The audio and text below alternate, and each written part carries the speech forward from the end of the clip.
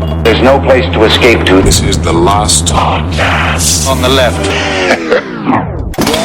From your grave. That's when the cannibalism started. What was that? I'll tell you what. I know we've been doing this show for the last 3 weeks, and there are a lot of people who are saying that they have a hard time eating while listening to these episodes. Oh, yeah, that's true. And I gotta say, I'm not. You're eating well?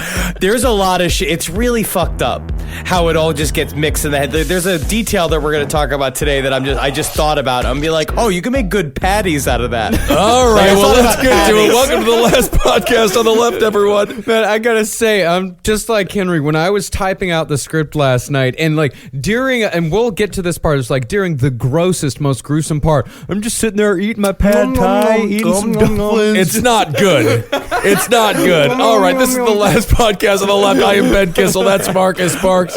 We got Hollywood Henry Zabrowski over there. Yeah, all I do is make money and spend it immediately. That's good. But I actually think that you're a hypocrite if you think that this is too gross to eat over. Because it comes down to, man, it's like, well, this is what we do, man. We grind up the bones. Humans are the top of the food chain for a reason. Let's get to one of the lower ends of the food chain here. Robert Pickton, part 4. My goodness, what a journey it's been. And this is the conclusion.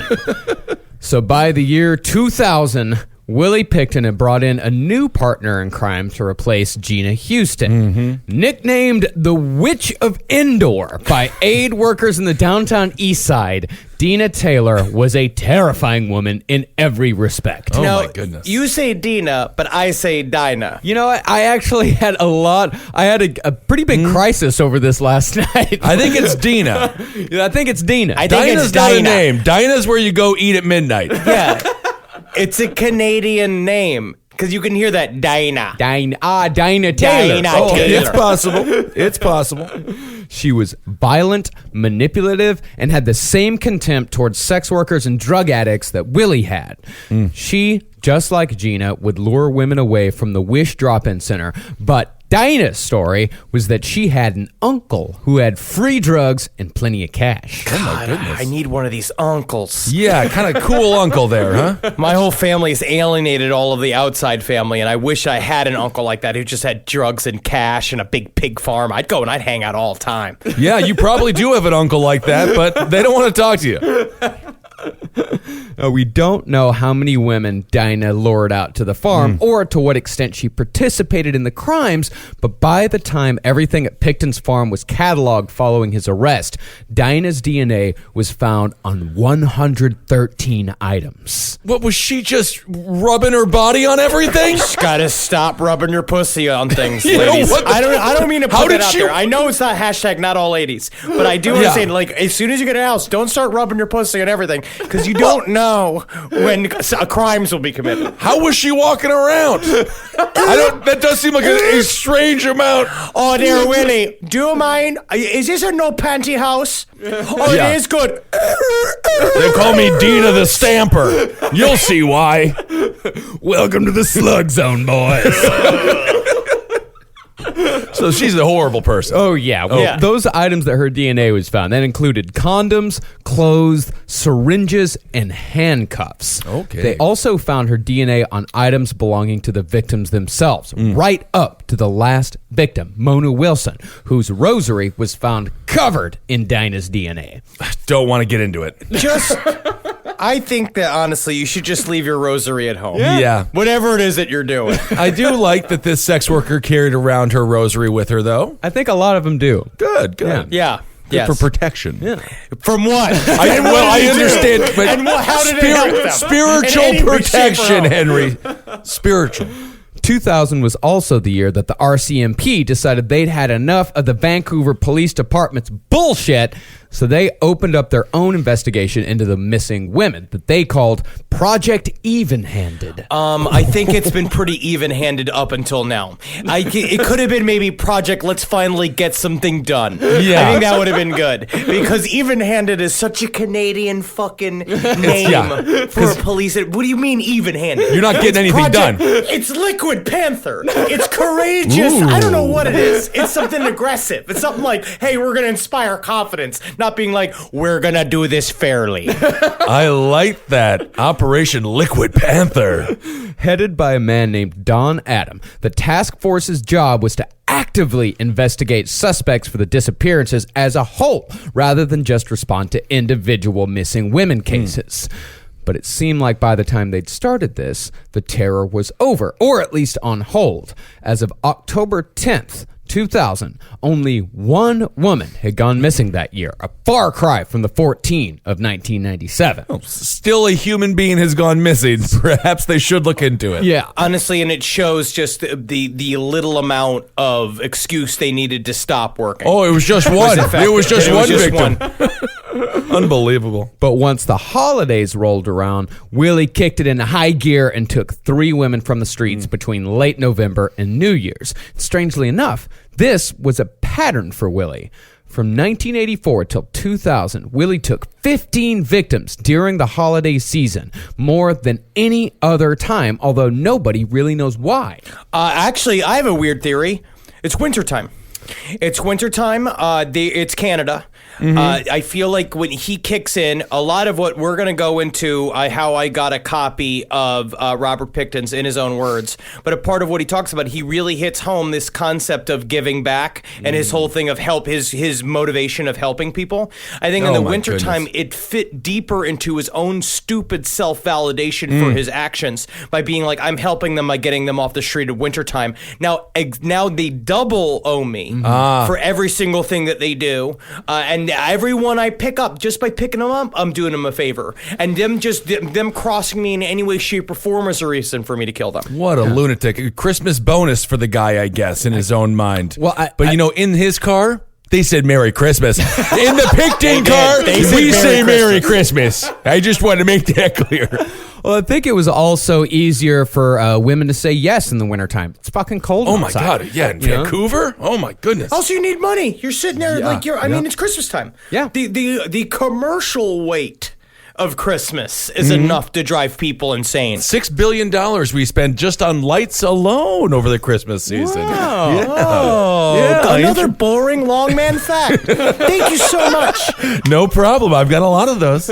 At any rate, Willie took a further 3 victims in March of 2001. This was Don Adams' cue to get his ass into high gear because it became painfully obvious by this point that whoever was responsible for these killings wasn't going to stop until he was caught or killed. And Willie Pickton was definitely in their crosshairs. There was the assault on Sandra Ringwald in 1997. Remember the woman who survived? Yep. There were all the stories we talked about on the last episode.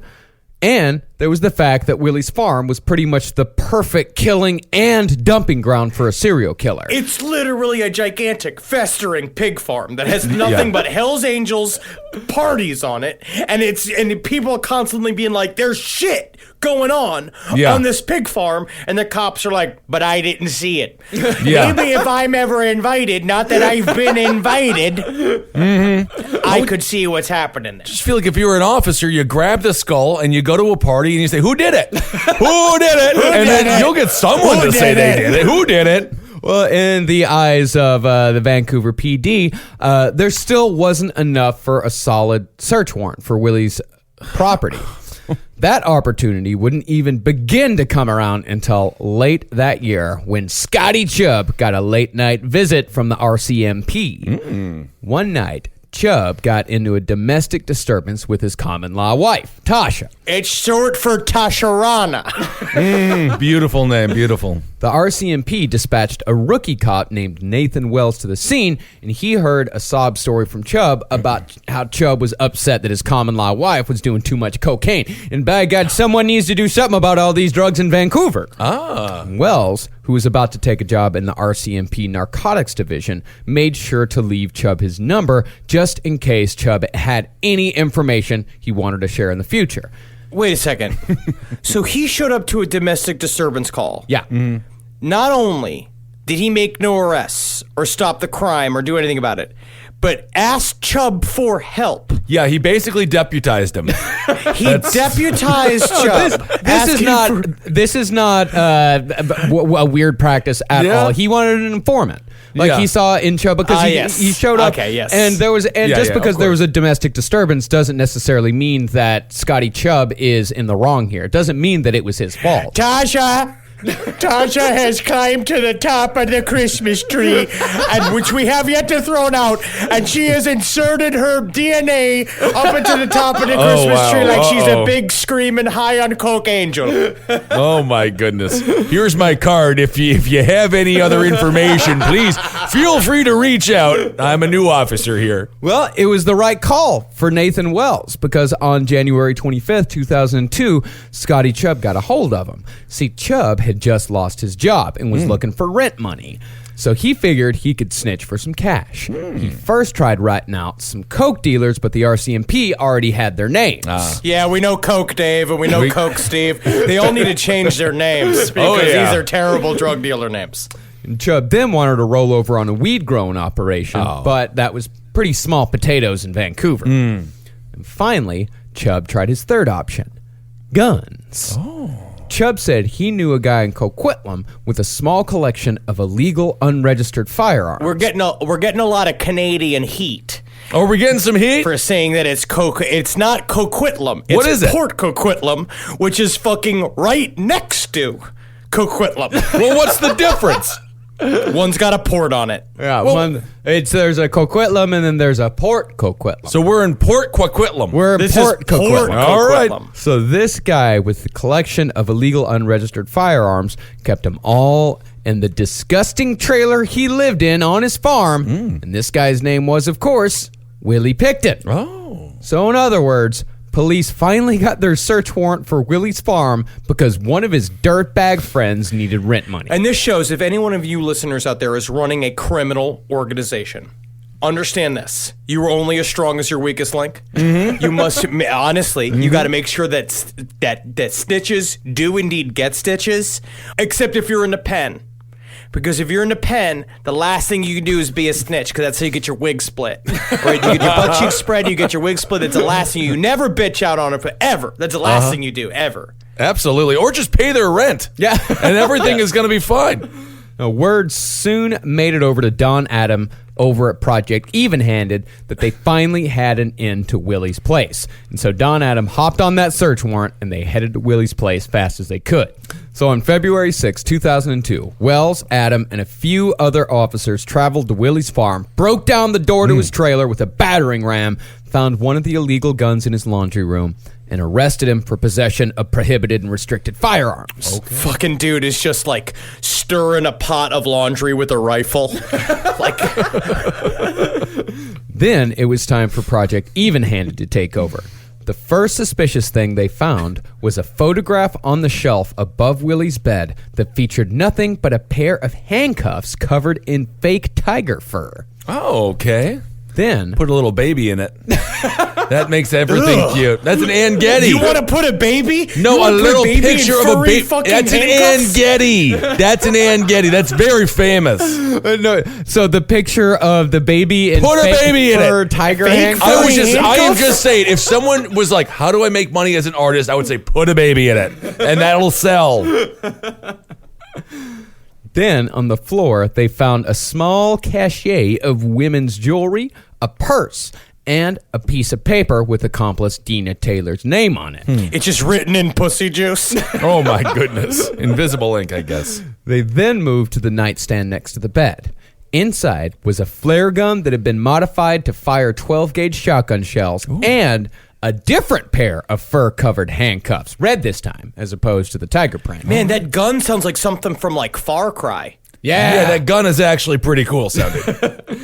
Next to the nightstand was a box full of kitchen knives. Then came the first piece of evidence related to a victim. They found a piece of paper on the floor with the name Heather Bottomley written on it. Bottomley had gone missing in April of 2001. That was promising, yes, but it wasn't enough just yet, so they kept looking. The next thing they found was among the strangest things I've ever heard being kept in a serial killer's lair. Uh-oh, this is going to be very strange. Under a pile of clothes, they found a .22 revolver with a curved dildo pulled over the barrel. Now, you do believe that this is stranger than the bag with the vaginas in it in Ed Gein's house. I mean, as far as an object goes, Yeah. As far as something that goes that's not a part of a victim, yes. The vagina that was painted gold that Ed Gein used to stick his cock through. Do we remember this? Oh, yeah. Well, that is strange, too, huh? Well, I'm not talking about like body parts. We can say this is the strangest gun. For sure. I would say it's the strangest prop. Yeah. That's what I'm talking about. I'm talking about items. So here. if you fire the gun, does the bullet go through the dildo? Well, Willie said that he actually used the dildo as a silencer when he had to shoot pigs. That is very stupid. That is not true. There's no way that he did that. That is the dumbest thing I've ever heard. Just imagine when he shoots it just goes.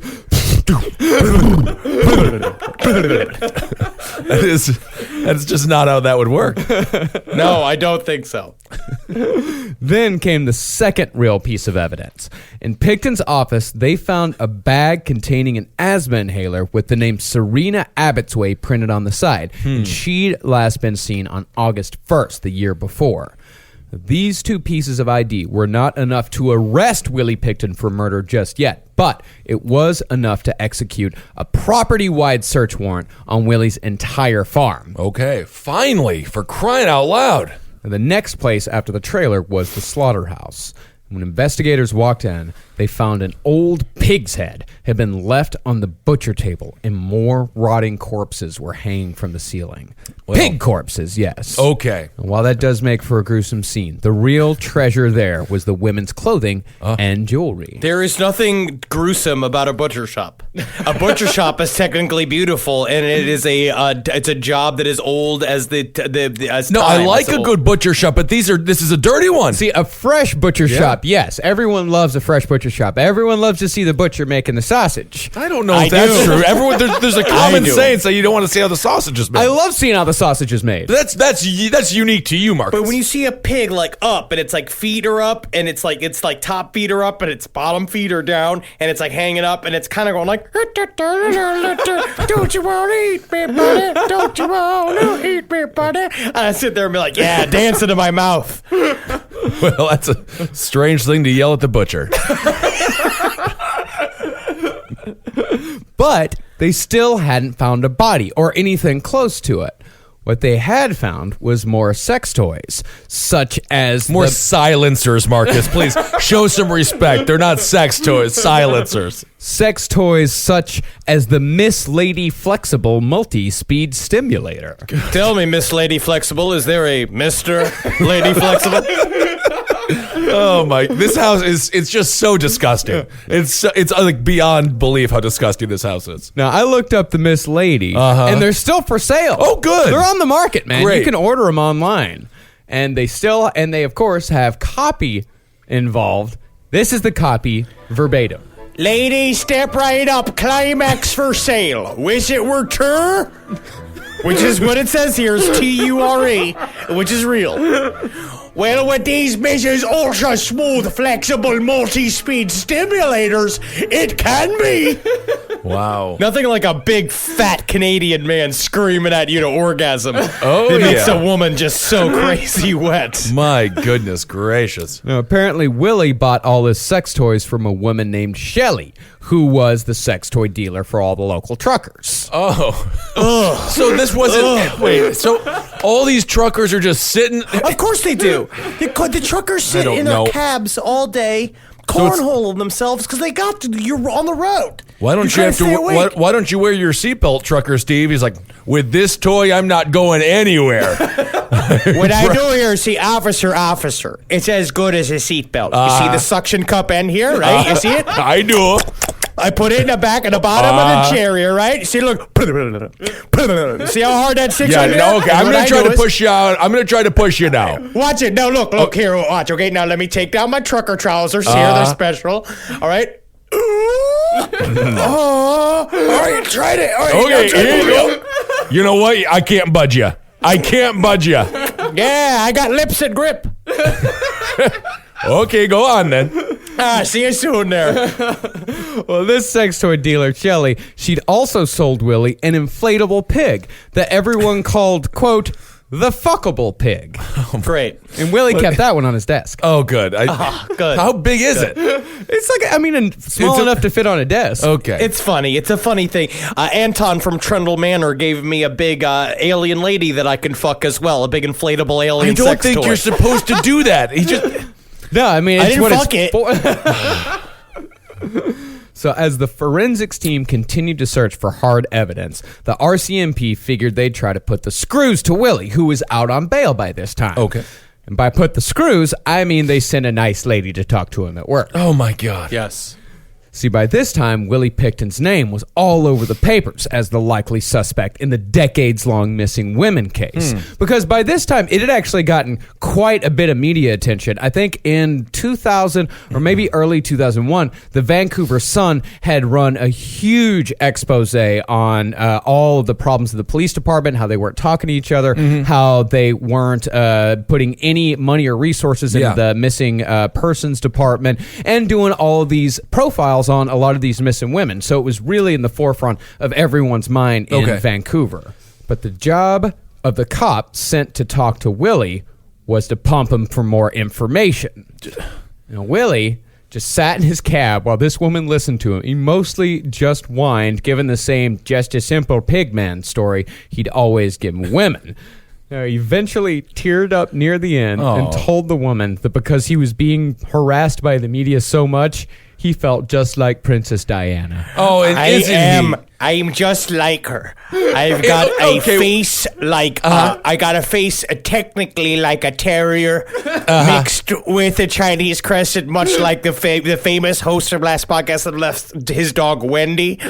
Too real, who's hilarious. She's super funny. Yeah. I am constantly vilified for my beauty, judged for it.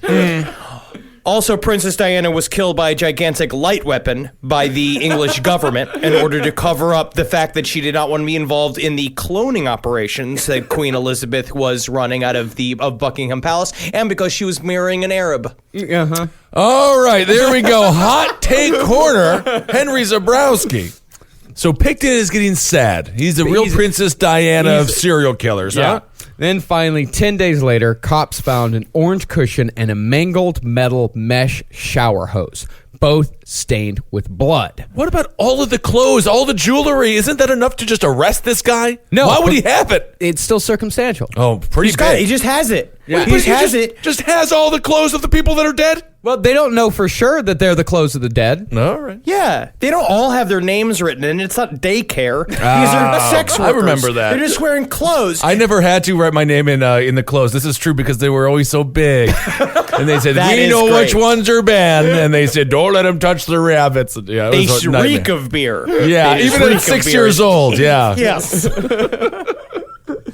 Well, they tested the DNA, and when the results came back, they found the blood belonged to Mona Wilson, the last victim. And with this, police finally had enough to arrest Willie Pickton for murder. Now, do you think we should arrest him, or do you think we should just maybe? I don't know. Do you think sometimes I read a story once about how a cobbler had a bunch of work he had to do on shoes, and then when he went to sleep, tiny men came out and did all the work. Yeah. Maybe that'll happen here. Maybe. So let me just put on my sleeping cap because Okay. it's Canada and I have to wear a hat to sleep. Yeah. And I'm just going to sit here and go. They come out yet? Not yet. I'm going to have a Molson. And I'm going to have Molson's my good. Molson. But even though Willie was finally in jail, the investigation was by no means over. There was still the matter of the other 48 or so women. Jesus. So in addition to the mounting pile of evidence being collected at the farm, cops figured they'd try a two-pronged approach to get a confession out of Willie. There'd be the standard grilling in the interrogation room, but they also figured they'd double their chances by setting Willie up with a cell plant. Oh my God, this cell plant is just like, he just sounds like everybody that is, he's just trying to make it in Hollywood. For some reason, I'm picturing an actual person dressed as a plant, just like in the corner of the room. Don't mind me, I'm just a plant that can't talk. Did I talk? You're talking. You're talking. Well, it seems like to me you're more of a plant that's lying and saying it can't talk. The world's dumbest prison cell. Coming live to CBS. In case you don't know, a cell plant is an undercover officer who poses as a fellow prisoner in order to get information out of a suspect. They can't ask any real questions and are really there just to egg the guy on. The story they gave to Willie's cell plant was that he was a 51-year-old with a history of violence who had just been booked on 2 counts of first-degree murder. Now, from what I can tell from both this case and other Canadian cases I'm familiar with, like you remember what's false confessions? Do you remember? Yes. The confession tapes? The confession tapes. Great. Yeah, the confession tapes. Very similar to this whole cell plant thing. From what I can tell, the most common affectation of a Canadian officer impersonating a criminal is to just say fuck as much as humanly possible. I swear to God, it's like a sketch.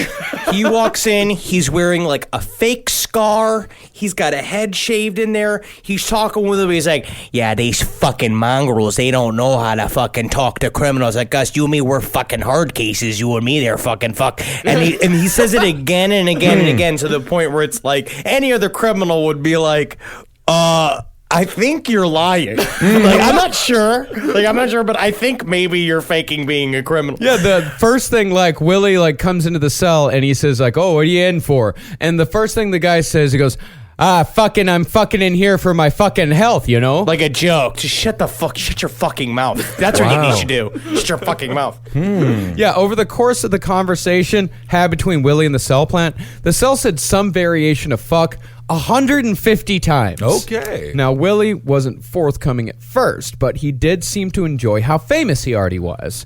He said, quote, the whole fucking world knows me. All the way to Hong Kong to everywhere. Wow.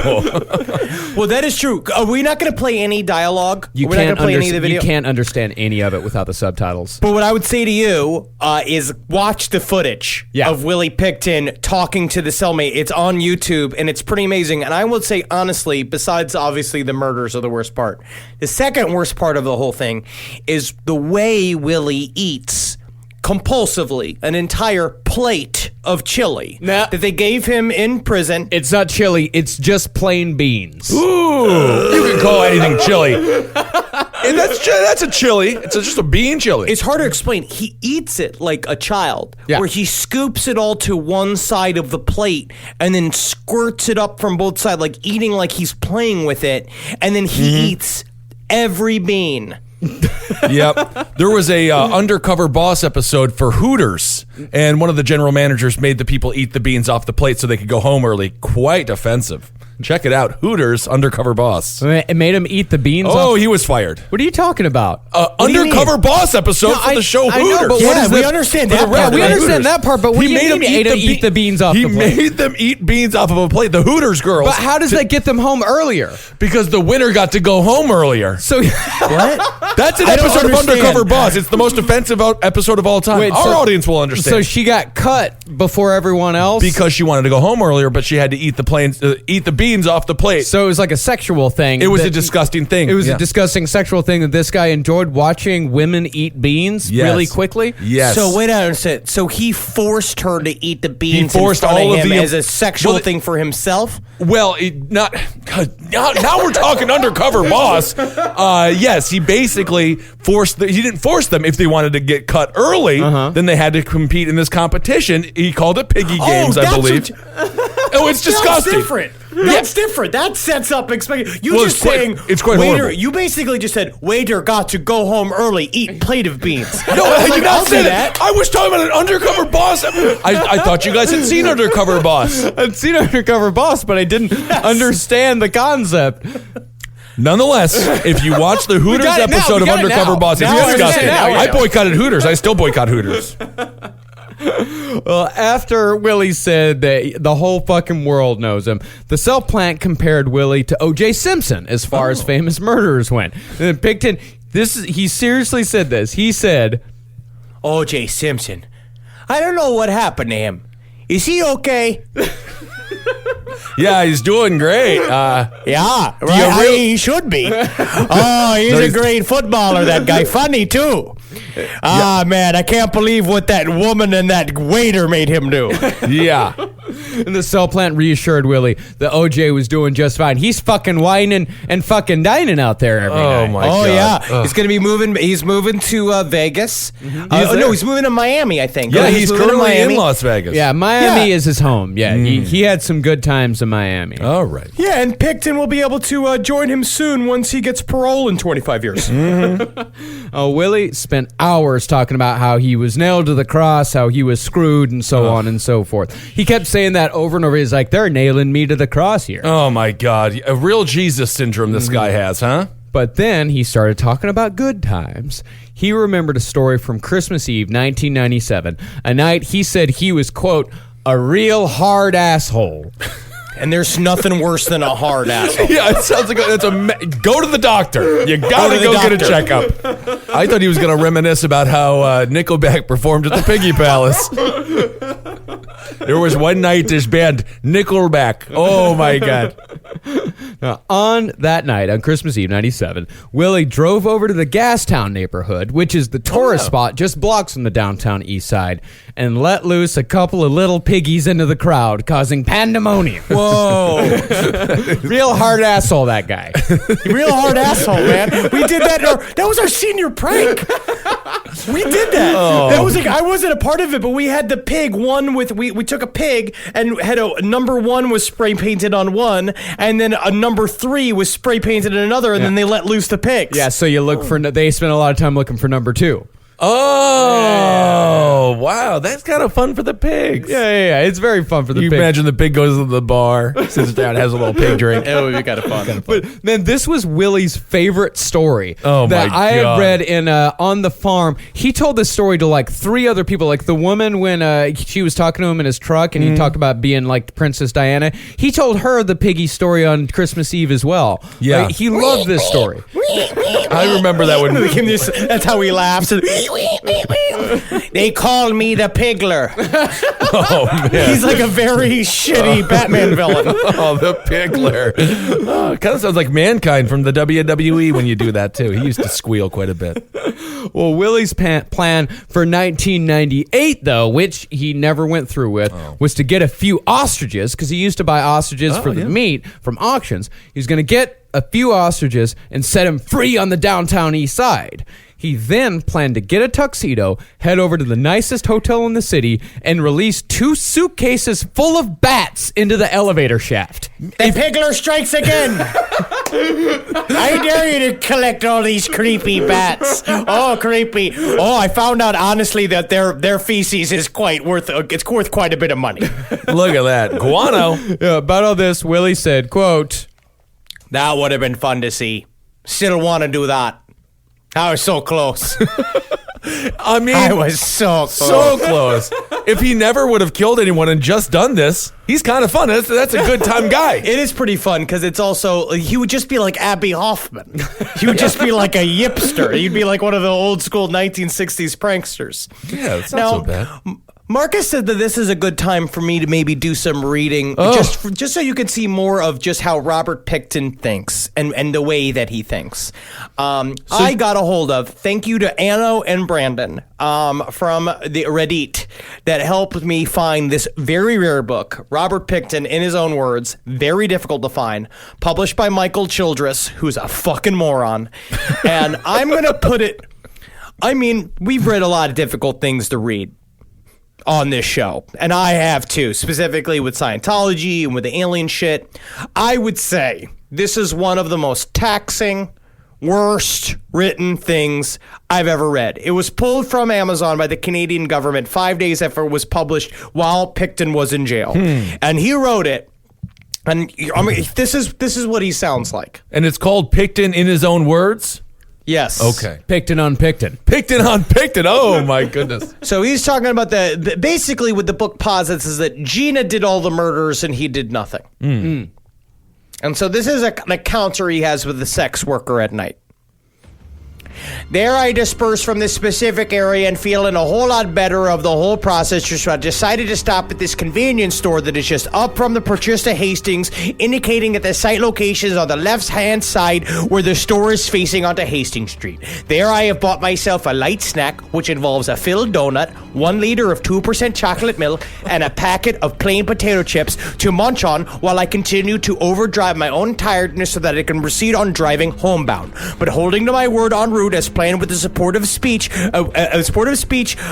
killing 2 birds with the same stone, and being in Vancouver, which I am going on the on-site location where Miss Georgina Dickens works at the Shell service station located on junction of Powell Street, for I desperately like to talk to her in person. Ginny Houston, over 150,000. We haven't even gotten to it. We haven't even gotten to it. So this is just one paragraph. There I continue driving down Powell Street in a line of forward motion with the traffic, and down the road roughly about half a block ahead in the distance where I notice this poor girl hitchhiking off the sidewalk as this party continues, walking backwards in the process while facing off the sidewalk, her attention to the surroundings. There at the point in speech as things unfold before me, while I never knew the situation of what was happening until she stumbled off the sidewalk and fell directly onto the roadway of Powell Street, which extended to the movement that was taking her directly into the path of my pickup truck.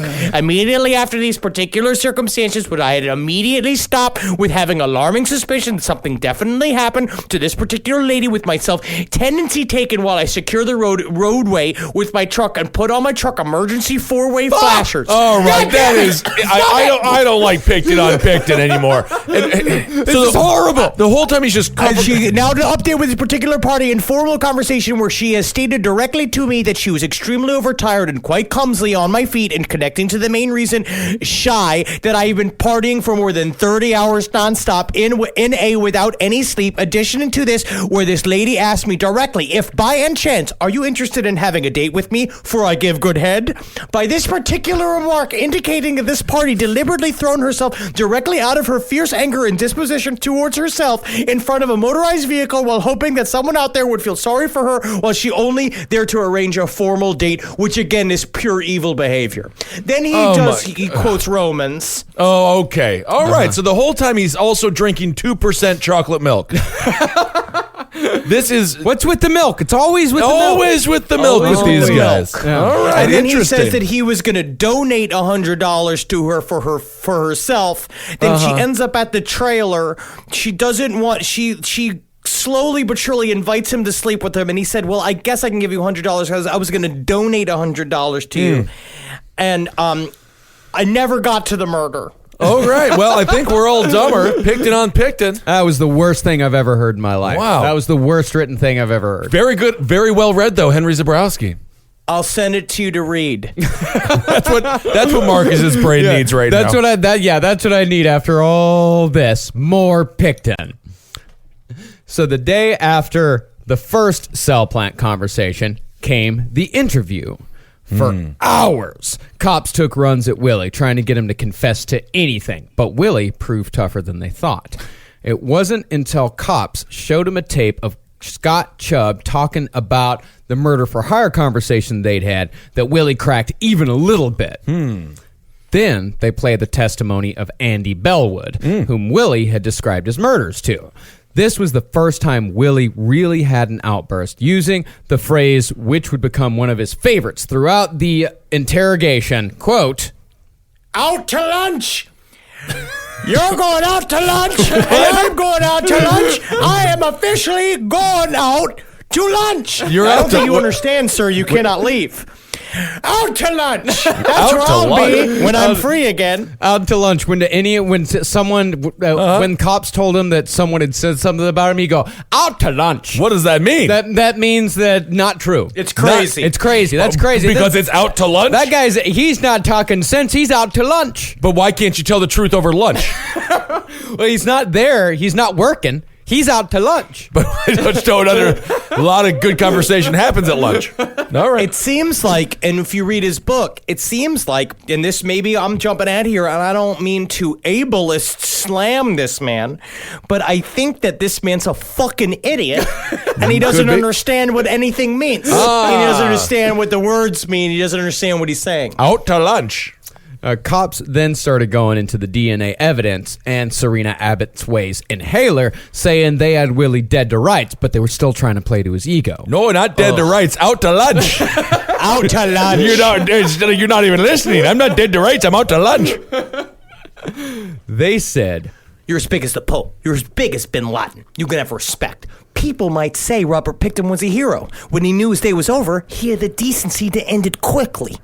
He sounds like my fucking agent. Yeah, I don't like it at all. I don't like the encouragement. I know they're trying to solicit a confession here, but just call him a piggy bastard. some people might say you're a hero. I'm not. What? I think they should have been meaner to him. You don't understand. We sent this document back and forth, Marcus and I, this like 280-page interrogation transcript that we found, and this shit's fucking infuriating. I don't know, man. Like, I feel like this is a situation where a lighter and a foot would have worked. Just burn his foot. No, I mean, really, the whole of the general tone of the interrogation is, come on, buddy. Yeah, but you murdered 49 people. They're way too nice to him. No, they're like, come on. Did you do it? No. Did you do it? Did you do Come it? on. Did you Come do on it? now. How about this? I give you a lollipop if you say you did it. Just say you did it. They Just should have say had you some- did it. When Willie didn't bend on that, the interrogator, completely out of ideas, tried appealing to this psychopath's sense of decency. Completely out of idea. Well, we asked him if he did it. He said no. I asked him if he did it again. He said, quote, this is what the interrogator said. Do this for your mother, who is watching you from heaven, Rob. Do you hear up there? Do you hear in heaven? Yes, Rob, it is me, Jesus Christ. You must come up and you do it for your mother. She also killed a son like my father did to make everybody's life better. I wish that he hadn't done it the way he did it. Oh, God, you fucking piece of shit. Why you make them do it that way? Why not just blow me to death? Different times, huh? And that, of course, failed as well. You can't appeal to a psychopath's sense of decency and justice. It's about this time that Don Adam, head of the Project Even-Handed Task Force, figured he'd better take over. After hours, Adam finally cracked Willie. Hey, Willie, you ticklish here? No. No, I'm not. Are you ticklish here, maybe here in the crook of your knee? Stop it. No. No, maybe. I don't know. But how about your belly? No. No, don't do it. I'm back from lunch. I am back from I'm lunch. back from lunch. Well, talking about the blood found in Willie's trailer, Adam said this, quote, Willie, you didn't do a good job of cleaning up the girl's blood. Like, you got to agree with me. and now who knows why, but this was what Willie finally responded to. After everything else, Willie said, quote, That's right. I was sloppy. I'm a messy boy. I'm a bit of a pig pen. Everybody has said that. and Henry, you're joking, but the tone of the rest of the conversation was kind of like that. Is that like just Willie's like, oh yeah, I was sloppy. That was just me. He just kept using for some reason the qualifier sloppy was what Willie latched onto, and that's what made him confess, essentially. All right. Because to me, immediately, it sounds like because it's such a criminal trope, the idea of being sloppy, and that's how he got caught up. Yeah. I think that Pickton was really stupid and built a bunch of things upon the ideas that he thought of what criminals were and how they behaved. I think that when he got into this whole I was sloppy, he had heard that enough from criminals from TV and reading about shit, about when he heard that statement over and over again, and he's like, that's how real criminals get caught, is by being sloppy. They don't do it because of something else. Like, they latch on to something. It also made him a little bit smarter than the police, or it made him think that he was smarter than the police, because that's kind of how the cop outsmarted him. He's like, oh, Willie, do you think it was, bad police work or just you being sloppy? And he was like, it was both. You guys, you never would have caught me if I wasn't sloppy. Now, when they finally returned Willie to his cell, the confession floodgates had opened, and Willie was ready to talk even more. The cell plant prompted him by telling Willie how he got rid of his bodies by the sea. He said, there's nothing left if you send it out to the sea. Oh. And Willie listened as he disgustingly shoveled a plate of beans into his mouth. Why does that make it so much more disgusting Yeah. for some reason? The visual of him eating like Tiny from House of a Thousand Corpses. It was just the childish way that he ate it.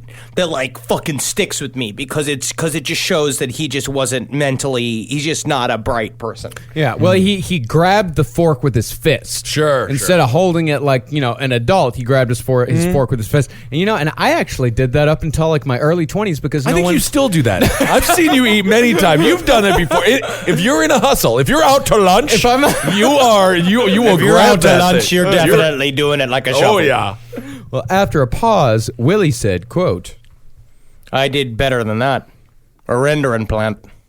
and after that, it was only a matter of time. And Willie sat there eating beans, shoveling them into his mouth, and we're like, yeah, I took him out to a rendering plat. They never found the bodies. Hey, Willie, can you just speak into this flower that they let me have? It's a strange thing they let an inmate have a flower. That's where the microphone is, right? No, it's a flower. Oh, I mean, I'm okay with just talking into the microphone. I know what it is. You're wearing a Halloween prisoner's costume. Like, it looks like you bought it from a Halloween town.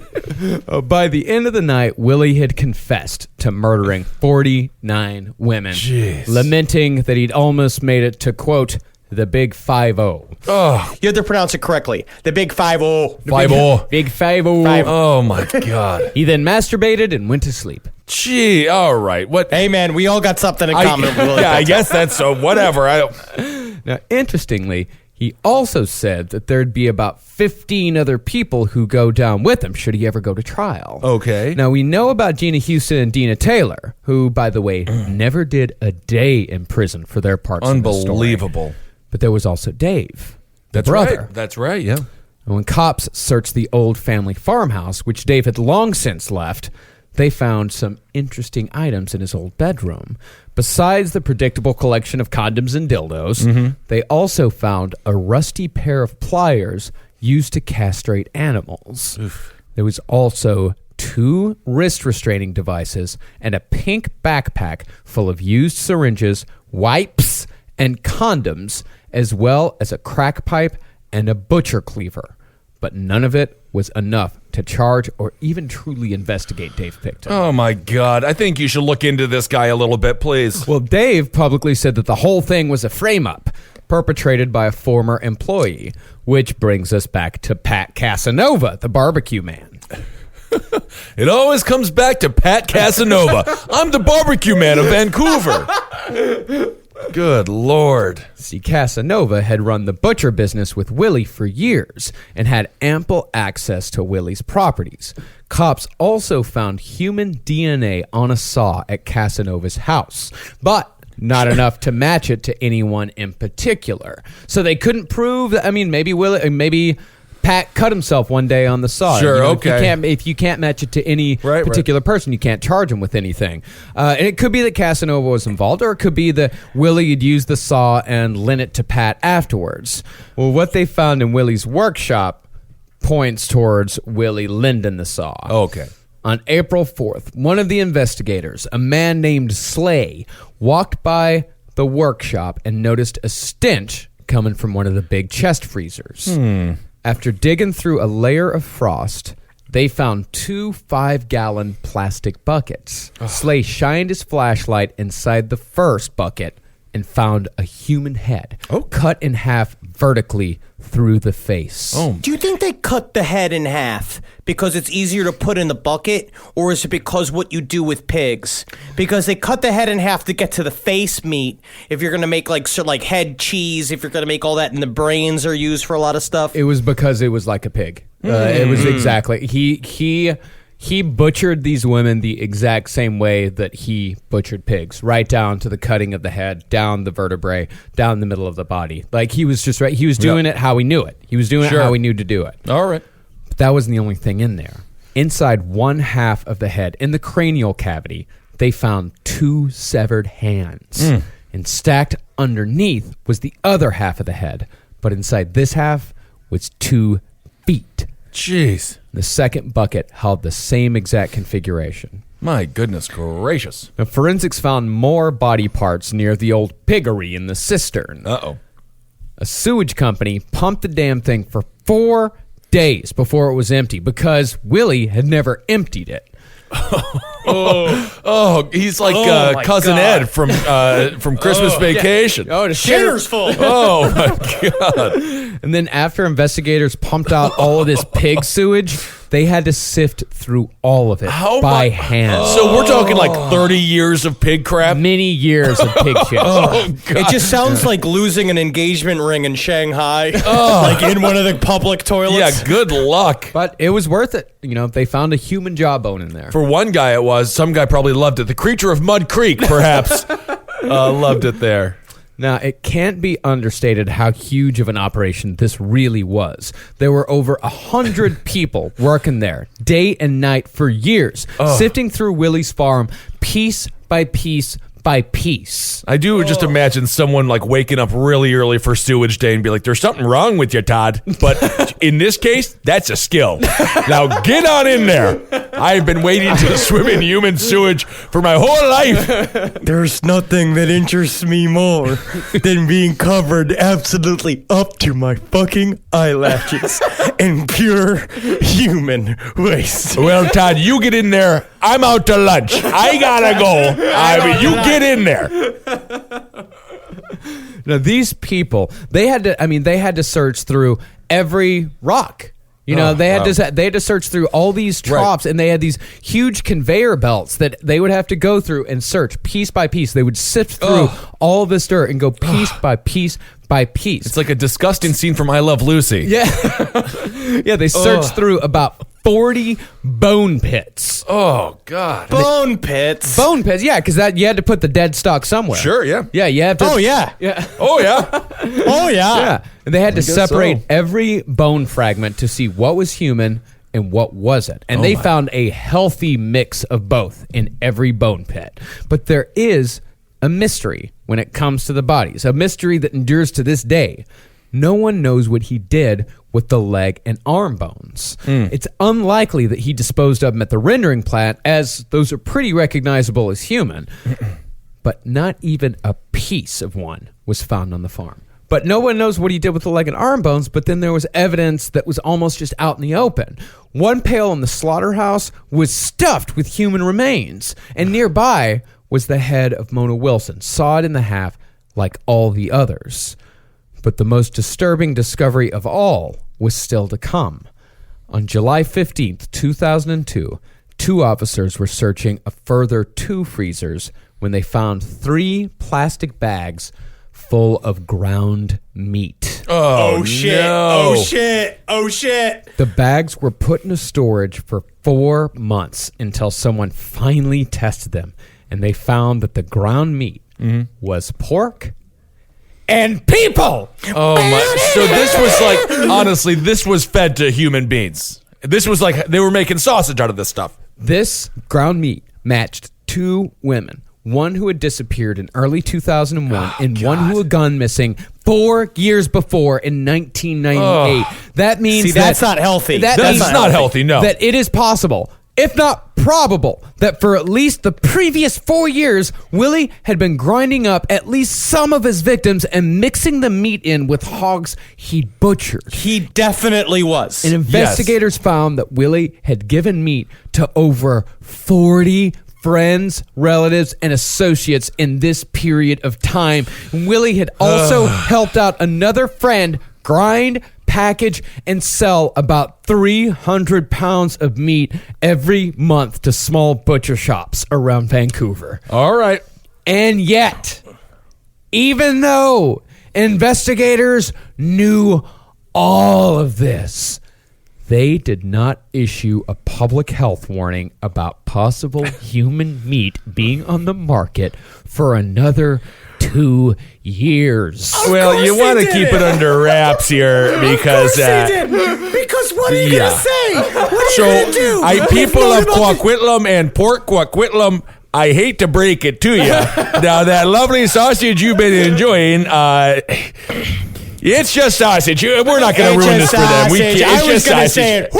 Yeah. And you could just see him be like, and now And just, I want to say, in unity with the people of Port Coquitlam, I will now eat this human foot. Now, I know that this is, I don't know where we got this foot. I'm not asking questions, right? Right, Sergeant Lansky? No questions asked. I am going to eat this foot so I also know what it's like. And honestly, it's quite good. Oh, God. I will say, This honestly, is unbelievable. I think that the reason why he did it and ground it up, like, yes, obviously he had some sort of sick shit inside of him. Of course, he's a fucking monster. I bet you he was doing it to pad his fucking counts. That he had so much extra meat that he knew that we're saving money on pigs by putting the human meat in with the pork meat. And because they're so similar, that this was about money and convenience and not just about being a depraved maniac. All right. What about the rendering plant, though? Did they shut that thing down? No, of course not. Well, why didn't I don't understand how any of this... This is 2001, 2002? 2002, yeah. This is like modern time. What is happening? You can't shut down the rendering plant. Shut it Yeah, down. what do you mean you shut down? Where are you going to get your Mike and Ikes?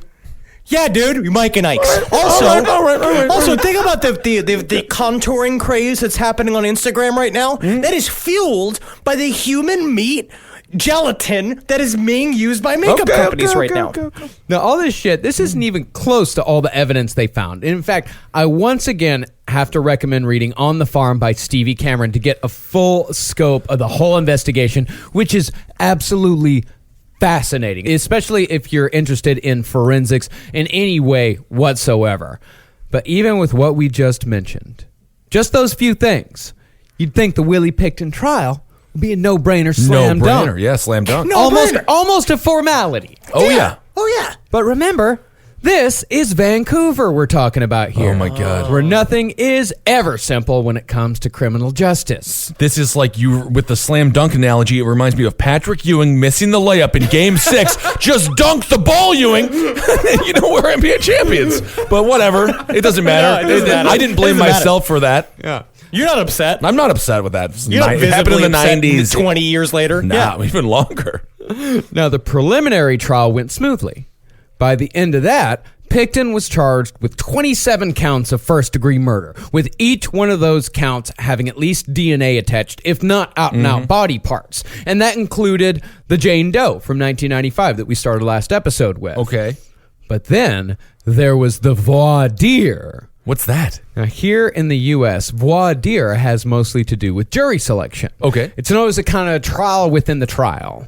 But in the case of Willie Pickton, the voir dire had to do with what evidence would be admitted. And they fucked it up spectacularly. Good. Now, I don't mean the prosecution. By all accounts, they, along with the forensic teams, did a fantastic job putting this case together at every turn. These guys, they dotted their I's and they crossed their T's. Okay. They did a fantastic job. Oh, we were supposed to cross the T's and dot the I's. I was dotting the T's and crossing the I's. Oh, no. Well, thankfully, they look similar, but the words are all weird. Now, when I say they fucked it up, I mean Judge James Williams, who was either grossly incompetent or, honestly, trying to cover something up. Like, What's worse?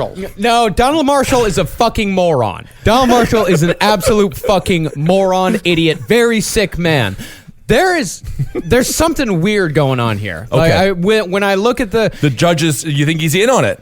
I Maybe don't he was at know. the Piggy Palace sometimes? I really don't know, but it really does seem like there's something else here, that there's maybe something else involved, because the decisions that this guy made in this case, they don't make sense.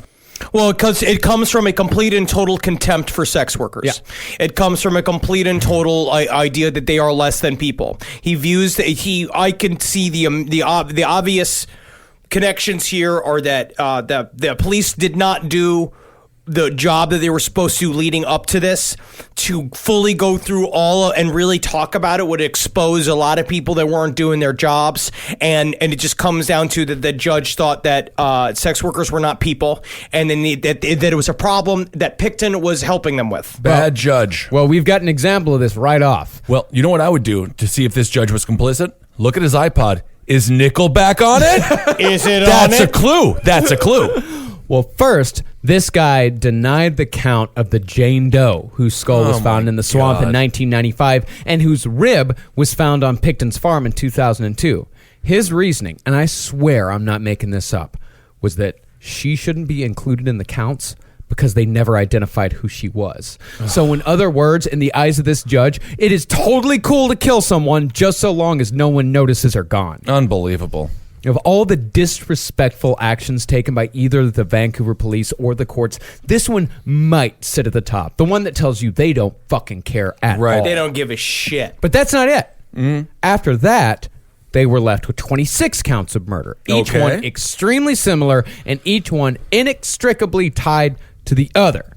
But the judge decided that trying 26 murders was just going to take too long. Oh, my God. Oh, my God. What else do you have to do, Judge? Oh, got to go out to lunch. You literally just sit in You're a court judge, all yeah. day. You just sit there, you judge. He's like, that's just going to take too long. People, they aren't going to get it. We can't ask them. Oh, my God. It's just going to take too long.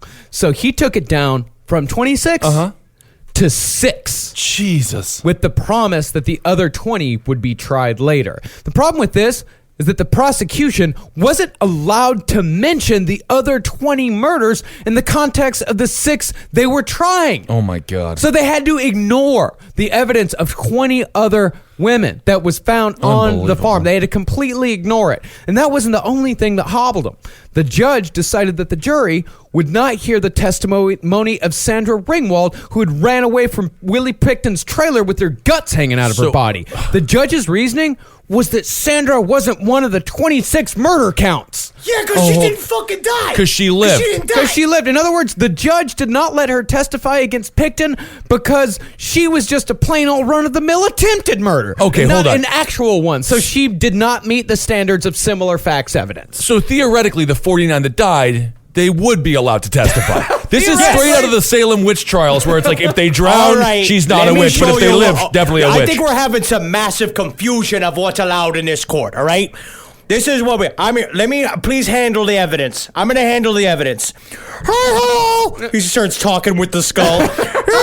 Unbelievable. That would be an example. That's allowed? Of that's what allowed here. All right, Nightmare Before Christmas type shit. Addams Family type shit. That's what I want to see. Grossly incompetent judge. So by the time Willie's trial started on January 22nd, 2007, 5 years after he was caught, Willie was feeling pretty good about all this. Oh, yeah, because they're charging him with less than 1/10 of the, or I guess a little bit more than 1/10 of the amount of murders he actually committed. Yeah, Willie cut his hair into a short mullet, and every morning he'd use the margarine he got with his breakfast toast to slick back his hair. Oh, God. Oh, God. Fuck, jeez. God. This is so disgusting. Now, the defense for Willie was that he was just a simple pig man I've heard this before from Willie. Yes. who happened to be in the wrong place at the wrong time. They kept using the phrase beehive of activity to describe the farm and said that any number of people could have been the murderer or murderers. Furthermore, they said Willie was just too dumb to pull any of this off. This is exactly what dumb people do. What do you mean? He is just dumb enough to pull this off. It had to be somebody else. So predictably, Willie Pickton was found guilty. Well, thank God. I mean, honestly, he could have been found innocent. But not of first-degree murder. Oh, my God. Since the judge had tried to torpedo the case at every turn, the defense was able to convince the jury enough that maybe Willie wasn't fully culpable, and he was found guilty of second-degree murder instead. So he was found guilty of 6 counts of second-degree murder. 6 counts. So of justice was not Yes. served in this case. Oh, it's not even done. Oh, We're not even done yet? We're not even done yet. I think I'm gearing up to invade Canada. Oh, no, we're not done yet. After the trial, forensics experts were able to add 6 more murders to Willie's rap sheet through even more DNA found. That brings up the provable number of murders to 33. But in 2010, the Canadian Supreme Court ruled that there would be no further trials for Willie Pickton. The first trial was ruled good enough. Good enough. And that's where it ends for Willie Pickton and the 26 families who will never get true justice due once again to pure laziness. It is a perfect. The CFL is a perfect analogy for Canada versus the United States in the NFL. It is just such half-assed. Like, what is happening? Oh, yeah, and the story of Michael Childress, who published the book. So they didn't understand, so at least Willie Pickton can't write. So he's not going to be able to make money while he's in jail. Yeah. But the guy Michael Childress was doing it from a child molester friend of his that was in jail, that he was trying to raise money for his appeal case.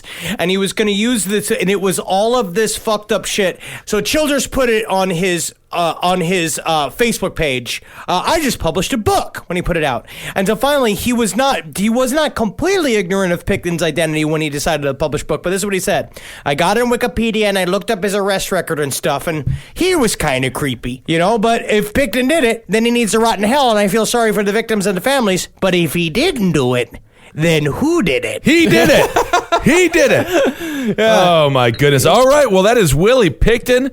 What a month long. How's your brain, Marcus? Actually, my brain's pretty good because I don't know, this Pickton case. It wasn't a lot of pig talk. It might have maybe it was comfortable. No, really, this one. It wasn't the murders that bothered me so much as it was the cops, the indifference, the injustice on this one. We've definitely talked about cases where cops didn't investigate, but this was on a whole new level. Oh my God! All the way up to the judiciary. It's obviously systemic. Yeah, this all the way. And it's also when you leave the gaps and the idea of a lot of being like, why it does feel like a cover up, and you could see why conspiracy theory gets in there too. Because you look at it and you're like, you left all of these holes for it. I'm serious. And this judge must have gone to the piggy pal. I'm sure. Well, as far as this stuff and conspiracy thought goes, is that anytime there is gross incompetence on the part of authority figures, failure is the perfect place for conspiracy to hide. Yeah. As soon as there's a failure, as soon as people fuck up, because I think people, they want to believe that the government is there to protect them. They want to believe that the police are there to protect them. And then when it doesn't protect the most vulnerable of us, when it's just sheer incompetence and laziness, that's where conspiracy fits the best because laziness is nothing but a void. Incompetence is nothing but a hole, and you can fit anything in there. And as we saw with the fucking clone saga, the Pickton case is the perfect place for it. And I also do believe that judge in this case was malignantly suppressing this case. Yes. Oh, absolutely. I think that he was politicizing the bench and coming out and basically saying, I don't like sex workers and they don't deserve to live. And that's a part of where this came from, which is that's where I do believe it. It's not conspiracy like capital C, capital T conspiracy theory, but it's a part of the way that shit goes down. Systemic sexism. Yeah, it's real. It's actual real conspiracy here, like the way shit actually works. And I'll say this, the Vancouver Police Department, that was definitely incompetence because since the Pickton case, the Vancouver Police Department has gone through a huge overhaul as far as how they treat sex workers and as far as how they investigate crimes against them. There was a gigantic overhaul of how they're treated. And in fact, one of the women who helped spearhead that overhaul, I'm going to be talking to her on a Patreon bonus that we're going to be releasing this week. This woman had an actual encounter with Willie Pickton in the early 90s. She was a sex worker on the downtown east side. I'm going to be doing an interview with her today after we record this episode, and that's going to be a part of our Patreon bonus content this week. All right, there it is. Well, thank you all thanks to all who have donated to our Patreon. You have made this all possible. We really appreciate it. Thank you so much, and we're excited to see you in Los Angeles the 28th. Honestly, this is going to be a fucking big fucker. Yeah. Should be a lot of fun. It's gonna be a lot of fun. Wear costumes again. Costume contest. We've got modern dance. I actually watched some of Natalie's performance. I watched a little bit of the rehearsals for her the dance piece that she's doing for the show, and it is sensual. It's sensual stuff, and of course we're only bringing you the fattest stars from the last podcast network. They're all going to be there on stage for you, so that'll be a lot of fun. Can't wait to see you all in Los Angeles. Fun. Let's see, what else do we got here? We have it's fucking Halloween, man. I watched Mindhunters. Mindhunters doing good. It's okay. I haven't seen it yet. Yeah. It's good. Yeah, I don't like the main dude. I don't like the main dude in it, but all the serial killers in it are spot on. The guy plays Ed Kemper fucking rules. Yeah, I've heard a lot about. I'm happy a big actor finally got a role that wasn't named Brad Garrett, and that makes me happy. But he needs a bigger butt, though. Oh, he does. Does he not have a big bumble butt? He just needs a bigger butt. Yeah. All right, that'll happen. But what can you say? That'll happen. That'll happen. Get it? You can't get a bigger butt on him. Thank you guys so much for everything. We got a lot of shit coming out. Due to the popularity of our shirt, the represent.com/hailyourself shirt, they're opening it up for another 2 weeks. Yes. So if you want to buy that shirt, it is still available. Thank you so much, because that's that's one of those cool things where that money kind of goes straight to us, where it's like we don't have to cut it with anybody, and it means a lot to us. It helps us run all total the lifesaver, shit. honestly. Yeah, thank you guys so much. It's amazing. Yeah, follow us on Twitter at Henry Loves You, at Marcus Parks, at Ben Kissel. Follow us on Instagram at Dr. Fantasty, at Marcus Parks, at Ben Kissel #1, and follow us at Last Podcast Left on all of the bullshits at LP on the left. Yeah, I have been missing from Twitter for a good 3 weeks now, but I'm going to come back to it soon. Good. Well, Twitter, I don't want to get into Twitter. My lordy. Yeah, I have not looked at Twitter for about 3 weeks now, but I'll get back to it pretty soon. Also, just let's pray for that solar flare to hit us in this century, destroy all technology. Hail Satan. Oh, I can afford that, yeah. And Helgeen. My people are great in the Stone Age. I can build a fire. Yeah. Yeah. As a matter of fact, pig sense probably would have come in handy. Hail me, I would be great at burrowing. Oh, yeah. I have burrow's hands. I'm your climbing man. You need someone up high? That's me. We would actually We'd probably still be three friends in the Stone we'd Age. still be friends. All right, hail yourselves, everyone. Magustalations. Goodbye. Now it's time to start another PlayStation Network shout-out. Shout-out. Patreon shout-outs. I forget what show I am. What's funny, I almost just totally went with that. God. I didn't. Why? I didn't question it at all. It's like, oh yeah, it is time for the PlayStation Network shout-outs. I'm tired. Yeah.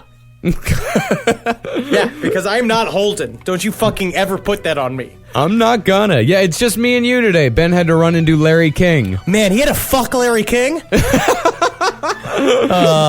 That's great. It's wonderful. You want to start? Yeah, sure. Cool. Erica Potterton, Brannon Varner, Stacy Harfinist, Ian Trainer, Stevie Ambrose, Aaron, Corey Stano, Richard Potato, Richard Potato, Richie Potato, Richie Potato, Dickie Potato, DJ LD, Sonny, Holly Keane, Alex Ritchie, Cayman King, Emily Toops, Andrew Davies, Marlis Rogers, Kylo Jen, Madeline Wilson, Joe Melot, Beth Wood, John, XYZ Effect, Jennifer Overby, Trevor Yellis, Thorstein Nordby, Sam Crease, Evan Williams. Oh, Evan Williams. I think that might be our friend Evan Williams here in New York City. Wonderful stand-up comic. I know he's a fan of the show. So I felt like it was like Evil Evan, like the whiskey. No. I think that might be our friend Evan Williams. Hey, Evan. All right, so I'm doing double duty today. Yeah. Over here in New York City. So let's get through it. Let's do these. Rip it. Rachel Parkerson, Tom McColgan, Nessa Dundon, Jennifer M. Allen, Anon, Rosamund Smith, Alicia Fisher, Ryan Walker Gray, Jennifer, Christy, Kathy Kaczynski, Wajdi Bader, Melody Shaver, Douglas Key, Nicole Wisniewski, Alex Kraft, Priyanka Bandari, Bridget Marie, Trish Sharp, Jamie, Gretchen Drake, Nicholas Bowerman, Nicole Yeager, Amber King, Anthony Policastro, Brett Peterson, Justin Hunt, Rachel Moore, Gemma O'Hare, Amber Alvis, Colby Cole, Michael Wolf, Lyle Baca, or Lyle Bake, 2 Ks there, Catherine Dalton Hoffman, Jarrett Dayhoff, Shannon Haggard, Matthew Hine, Carissa Neese, Amber Chastain, Garland Langley, Jessica Cater, Michael Gisht, Ashley Abbott, Courtney, John Michael Smith, Greg Doubt, Haley McLaughlin, Elizabeth Henning, Janet Rosengarten, Phil Bear, Stephanie May, Chris, Billy Weisenhorn, Kelly Soylent Green, Christopher Mountainay, Taylor Evans, Eric P., Leslie, Helen Doyle, and Anisha Katunen. Amanda Fall, Carissa Jones, Jordan Stock, Stacy, Preston Letterman, Hannah Woolard, Ashley Chilton, Bob Sham, David Lawson, Alberto Sanchez, Christina, Miranda Knott, Kaylee Gill, Adam Hamilton, Kimberly, Adam Rocksar, Brooke Belleville, Tara R. Gish, Liz Dillinger, Erin Olivia, Emoji Nota, Jasmine Proksha, Desmond Macho, Bluebird, Shelby Motorset, Rachel Sidlauskas, Ryan Castro, John Sequera, Amikaruna Walker, Julia Elizabeth, Sarah Lynn Byer, Dan Gardner, Megan McCarthy. I got LaDonna Wood, April Johnson, Daniel Swinson, Andrea Burke, Stacy Colbert, Michelle White, Luke Fry, Paige, Alan Provan, Jason Glumack, Jason Workman, Derek J. Thomas, Amy Frost, Noah Orisic, Nikki Wilson, Lindsay Sullivan, Bree Boname, Charles Chopshop, Pulsating Cyst. Cool. Nice. Oscar Delgado Jr., Zachary Myers, Justin Carter, Jessica Clare, Carrie Casarda, Arden, Maria Fernandez, Fernando Takai, Sarah S., Jonathan Yabuki, Michael Buon Pastore, Ryan Strand, Caleb Mote. He actually spelled out Mote. He spelled it out phonetically. Thank you. Yeah, thank you very much. That's very appreciated.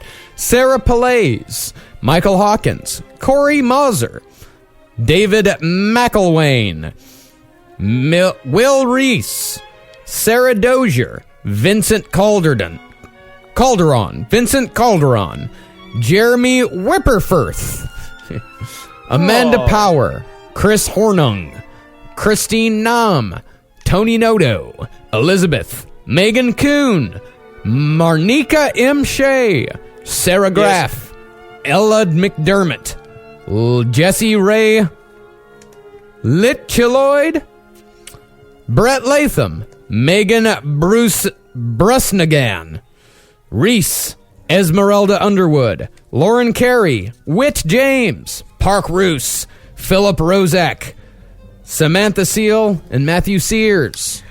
Tara Comet, Emily Harris, Jenna Raven, Jessica Jenkins, Jean Fagan, Bob, Tim Schmeg, Heather Condit, Steph, Kelly Gellings, Dan Williamson, Caroline Hu, Megan Shoemaker, Judy Barnes, Joanna McQuinston, Berto Pops, Jessica Rogers, Catherine Baxter, Christopher Boland, Adam Blount, Jonathan Donnelly, Ellie Desmond, Missy Lisk, Big Tim, Adam Sutton. What if he's really small? I bet he is. I bet he's Lori George. I bet he's small. Lori George, Megan Painus, Humplebee, Lauren Cooper, Manzi Howe, Yvette Seaton, Murder Road Trip Podcast, Daniel Beach, Sonia Malm, Josie Wicks, Desiree Johnson, Jeremy Bolt, Sawyer Landers, BJ McDonald, and Lindsay Mellard. Hail Satan and thank you. Rounding it all out, I got Sage Boyle. Nope, that's Sage Bowley. Bridget Cachon, Zachary Miller, Chris Fitzgerald, Buffalo Jones, Daniel McMahon, Andy Young, Jonas Lanto, Amanda Adams, Claudia Calacione, Callie, Kevin May, Bill Macelis, Catherine Case, Alex Gerard Black, Daniel Drennan, David Owens, Meredith Britton, Jane Emily, Claire H. Jansen, Elizabeth Gerster, Claire Cumming, Abigail Moss, Robin Helton, Chelsea Horn, Martika Seddon, Jerry Ray Howe, Corey Tharp, and Geely JP, Kenny Shackelford, Jennifer Putman, Robert Hesselgrave, Ronnie Dykes. Ronnie Dykes! I'll scissor a woman to death! That is I'll lick a dead dog! That's a round table deep cut there for you. Kirsten Haggerty, Elizabeth Fox, Honey McCrary, Jerker Redenmark, Sam Veach, Aaron Madinger, and Tim Parker. Thank you so much for your money. Thank you guys so much for all of your support here on Patreon. Thank you so much. If you guys want to give to Patreon, we have a page over on patreon.com/lastpodcast on the left. We appreciate each and every contribution, no matter how small. Thank you guys so much. Hail Geen and hail yourself. Hail yourself. Hail me, though. At the same time, hail Satan. Thank you guys so much. Thank you. Goodbye, everyone. See you, fuckers. See ya.